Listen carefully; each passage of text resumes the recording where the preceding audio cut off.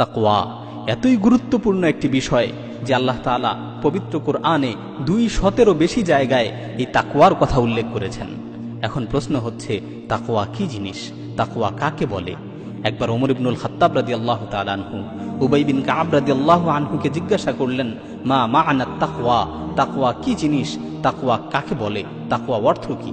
উবাই বিন কাব রাদিয়াল্লাহু আনহু বললেন, আপনি কি কখনো এমন কোনো সরু পথ দিয়ে চলেছেন যার দুপাশে কাঁটাদার গাছ রয়েছে? বা আপনি কি কখনো কাঁটাদার জঙ্গলের ভিতর দিয়ে পথ অতিক্রম করেছেন? তখন ওমর ইবনুল খাত্তাব রাদিয়াল্লাহু তাআলা আনহু বললেন, হ্যাঁ করেছি। উবাই বিন কাব রাদিয়াল্লাহু আনহু জিজ্ঞাসা করলেন, আপনি কাঁটাদার জঙ্গলের ভিতর দিয়ে কিভাবে পথ অতিক্রম করে থাকেন? ওমর ইবনুল খাত্তাব রাদিয়াল্লাহু তাআলা আনহু বললেন, আমি আমার জামা কাপড়কে গুছিয়ে, শরীরকে গুটিয়ে খুব সতর্কতার সাথে পথ অতিক্রম করি, যাতে করে আমার জামা কাপড়ে বা আমার শরীরে কোনো কাঁটা বিদ্ধ না হয়। উবাই বিন কাব রাদিয়াল্লাহু আনহু তখন ওমর রাদিয়াল্লাহু তাআলা আনহুকে বললেন, আপনি যেভাবে কাঁটার আঁচড় থেকে বাঁচার জন্য খুব সতর্কতার সাথে পথ অতিক্রম করে থাকেন, ঠিক তেমনি ভাবে দুনিয়ার জীবনে সতর্কতার সাথে গুনাহ থেকে বেঁচে চলার নামই হচ্ছে তাকওয়া। উবাই বিন কাব রাদিয়াল্লাহু আনহু এর উল্লেখিত বক্তব্য থেকে আমরা বুঝতে পারলাম যে দুনিয়াতে আল্লাহকে ভয় করে সতর্কতার সাথে গুনাহ থেকে বেঁচে চলার নামই হচ্ছে তাকওয়া। তাকওয়ার অর্থ বোঝার জন্য আরেকটি উদাহরণ দেই। মনে করুন, আপনি একটি প্রতিষ্ঠানে চাকরি করেন।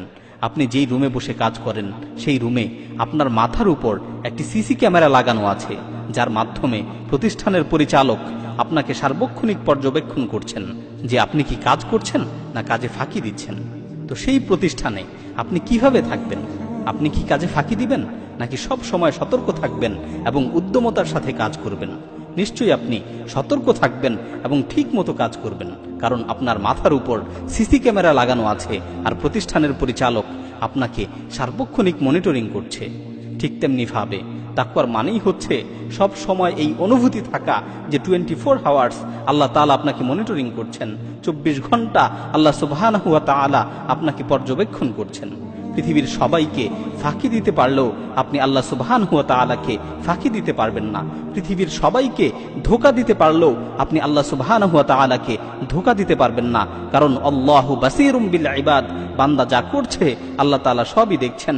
আল্লাহু বাসীরুম বিমা তা'মালুন, তোমরা যা করছো আল্লাহ তাআলা সবই দেখছেন, আল্লাহ তাআলা সব কিছুর ব্যাপারে অবগত আছেন।